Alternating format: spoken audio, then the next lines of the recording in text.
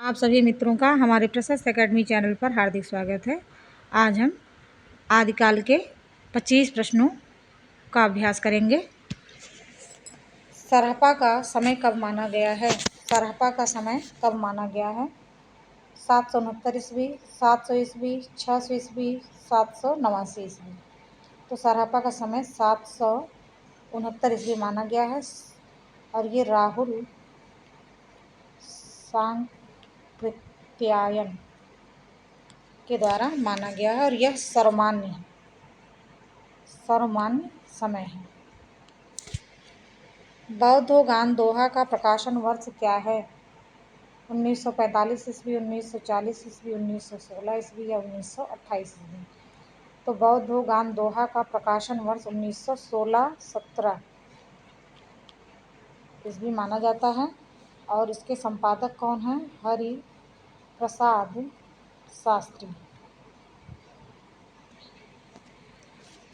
फिर है प्रबोध चंद्र बागची द्वारा प्रकाशित दोहा कोश में किसकी रचनाओं को स्थान दिया गया है?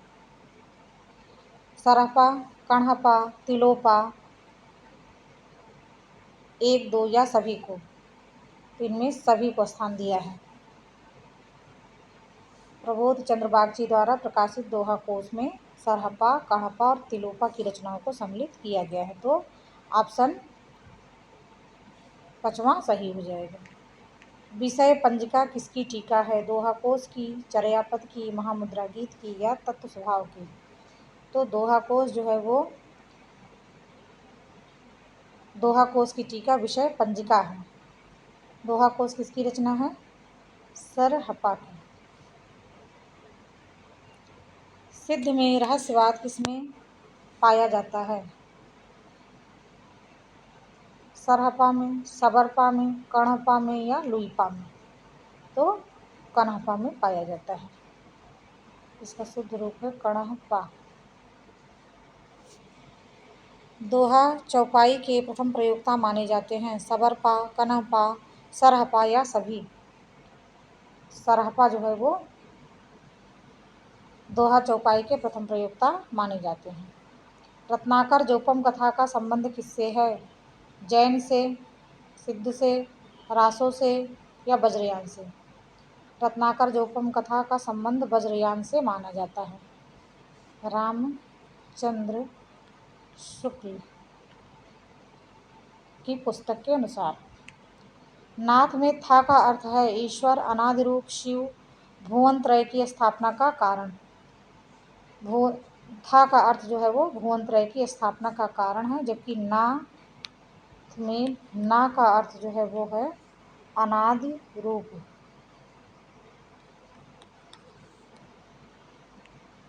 कौल ज्ञान निर्णय के लेखक हैं? गोरखनाथ, मत्स्येंद्रनाथ, नागार्जुन या सत्यनाथ? यह रचना जो है मत्स्येंद्रनाथ की है। ऑप्शन बी सही हो जाएगा।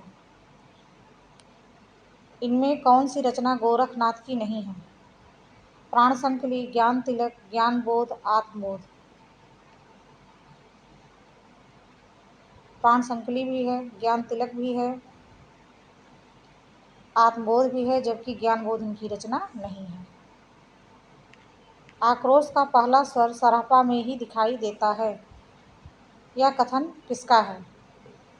रामचंद्र शुक्ल का, डॉक्टर रामकुमार वर्मा का, बच्चन सिंह का, डॉक्टर नगेंद्र का?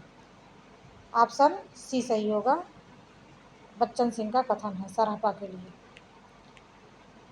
खट चक्र में क्या सम्मिलित नहीं है? मूलाधार, मणिपूरक, विशुद्ध चक्र या मूल चक्र? ये तीनों सम्मिलित हैं, जबकि ये सम्मिलित नहीं है। इसके अतिरिक्त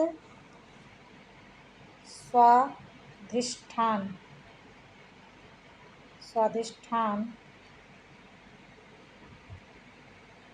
अनाहत और तीसरा है आज्ञा चक्र। सबसे लास्ट में पाया जाता है आज्ञा चक्र। तो मूलाधार, मणिपूरक, विशुद्ध चक्र, स्वाधिष्ठान, अनाहत और आज्ञा चक्र ये खट चक्र में सम्मिलित हैं। इनमें से क्या सत्य नहीं है?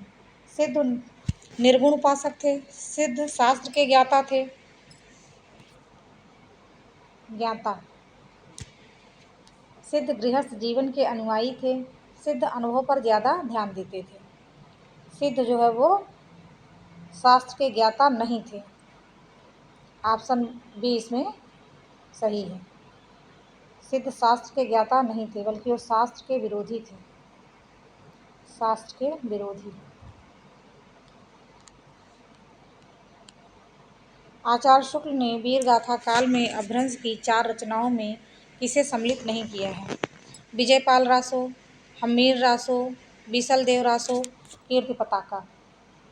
विजयपाल रासो को सम्मिलित किया, हम्मीर रासो को सम्मिलित किया, कीर्ति पताका को सम्मिलित किया, जबकि बीसलदेव रासो को नहीं सम्मिलित किया है। ये देसी भाषा के अंतर्गत है।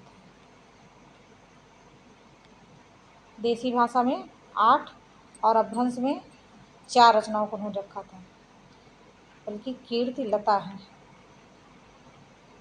कीर्ति लता। अपभ्रंश में 4 रचनाएं, विजयपाल रासो, हम्मीर रासो, कीर्ति पताका, कीर्ति लता, और देशी भाषा में 8 रचनाओं को उन्होंने रखा था। स्वयंभू की माता का नाम क्या था? राजमती, विद्यावती, पद्मावती, कुसुमावती। ऑप्शन 15 में सी ऑप्शन सही होगा। पद्मावती जो है स्वयंभू की माता का नाम था। उनकी काव्य दृष्टि समुद्र की तरह गहरी और आकाश में प्रसारित मेघ के जल की भांति व्यापक है। डॉक्टर बच्चन सिंह का यह कथन किसके लिए है? पुष्पदंत के लिए, स्वयंभू के लिए, गोरखनाथ के लिए या नागार्जुन के लिए? यह कथन स्वयंभू के लिए है, जो कि बहुत ही महत्वपूर्ण है, याद कर लीजिएगा। उनकी काव्य दृष्टि समुद्र की तरह गहरी और आकाश में प्रसारित मेघ की जल की भांति व्यापक है। अपभ्रंश में दोहा छंद के प्रथम प्रयोक्ता माने जाते हैं द्विंदु। संदेश रासक में कितने प्रकरण और छंद हैं? 5 प्रकरण, 525 छंद, 4 प्रकरण, 224 छंद, 3 प्रकरण, 123 छंद। 3 प्रकरण, 223 छंद। संदेश रासक में कितने प्रकरण और कितने छंद हैं? तो 3 प्रकरण और 223 छंद। इसके रचयिता कौन है? अब्दुर रहमान।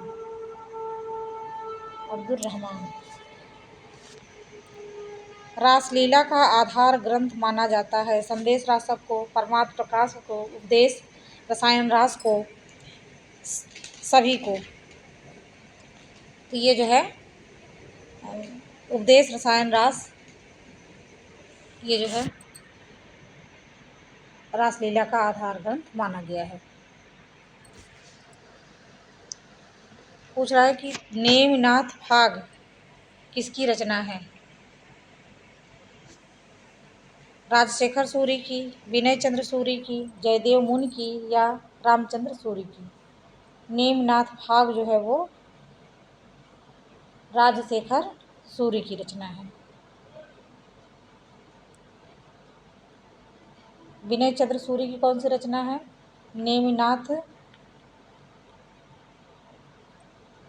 चौपई। नेमिनाथ चौपई।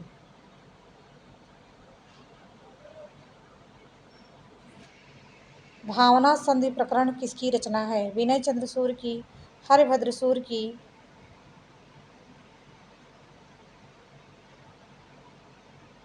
जयदेव मुनि की, इनमें से कोई नहीं। तो ये जयदेव मुनि की रचना है भावना संधि प्रकरण। श्रावकाचार्य को हिंदी की पहली रचना किसने माना है?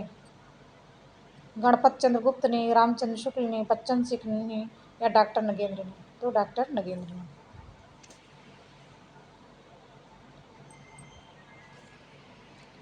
भारतेश्वर बाहुबली रास की रचना काल क्या है? भारतेश्वर बाहुबली रास का रचना काल क्या है? 1084 ईस्वी, 1096 ईस्वी, 1184 ईस्वी या 1272 ईस्वी? तो 1184 ईस्वी। जैन में सर्वश्रेष्ठ रहस्यवादी कौन थे? पुष्पदंत थे, स्वयंभू थे, सालभद्र सूरि थे या इनमें से कोई नहीं? तो इनमें से कोई नहीं, ऑप्शन डी सही हो जाएगा।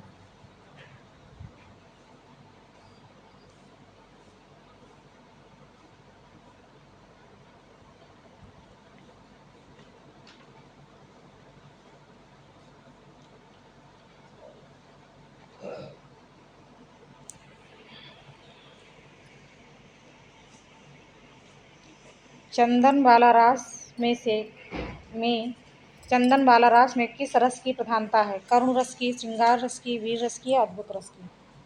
तो करुण रस की प्रधानता है।